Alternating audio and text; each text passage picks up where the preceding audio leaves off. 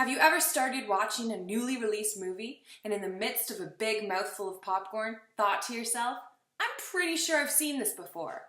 Or perhaps you're nestled up with a good book on a rainy day and for some reason you just seem to have some general idea of what's coming next. This is exactly what a guy named Joseph Campbell was thinking, and he decided to dig a little further. What he discovered as he studied myths and stories from all around the world is that they're all basically the same story. They're just retold endlessly in an infinite variation. In 1949, Joseph Campbell came out with his book, The Hero with 1,000 Faces, which exposed and explored this pattern in detail for the first time. His work was built upon a German anthropologist, Adolf Bastien, and a Swiss psychiatrist, Carl Jung. Bastien identified the myths from all over the world that seem to have the same elementary ideas, and Jung named these elementary ideas archetypes. Jungian psychology believes that archetypes are the building blocks of the unconscious mind and also the collective unconscious. In other words, Jung believed everyone is born with a universal prototype for ideas. Campbell took this idea and applied it to mythology, where he found that many myths and stories across culture and time not only shared a universal pattern or plot line, but also shared character archetypes, such as the hero and the mentor. We're going to talk a lot more about character archetypes as we work our way through this unit. For now, we're going to focus on the narrative structure, which Joseph Campbell calls the monomyth, or the hero's journey. The hero's journey can be represented by a circle with a line about a quarter of the way through it. That main line is known as the threshold, and the space above the threshold is known as the ordinary world. The space below it is the other world, the world in which the adventure takes place. The hero is going to start in the ordinary world, cross the threshold, go into the other world, begin his or her adventure, and eventually cross the threshold again to make it back home to the ordinary world.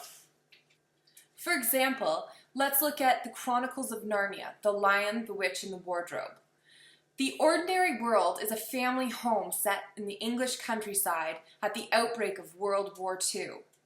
The threshold is obviously the wardrobe, and the other world is Narnia, a world of fantasy, magic, and mythical beasts.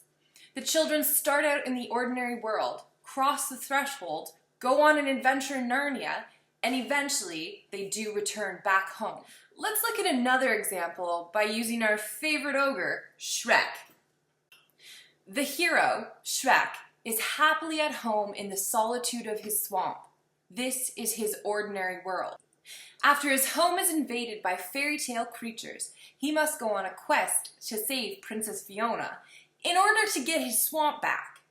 By going on the quest, he crosses the threshold into the other world. Although in Shrek's case, the other world isn't actually a physically different world in such a way that it is in Narnia or Alice in Wonderland, it is a much different world than the one Shrek is used to being in. Eventually, the princess is saved, the love story is played out, and the bad guy is clobbered. Shrek makes it full circle back to his swamp, aka back to the ordinary world. So when you're thinking of the visual representation of the hero's journey, it's also helpful to imagine that there is another line dividing the whole circle into 3 sections. Because although the hero does typically return to the ordinary world, it is super important to note that the ordinary world is never quite the same. There will always be some sort of new normal. So in the end, Shrek returns to his swamp, but his swamp isn't exactly the same. He no longer lives in solitude, but instead with his new ogreific wife, Fiona. So now you know the origins and basis of the hero's journey, but we've only just scratched the surface. There's so many more archetypal characters and stops to learn about along the way. Work your way through the rest of this lesson and absorb as much as you can about the hero's journey.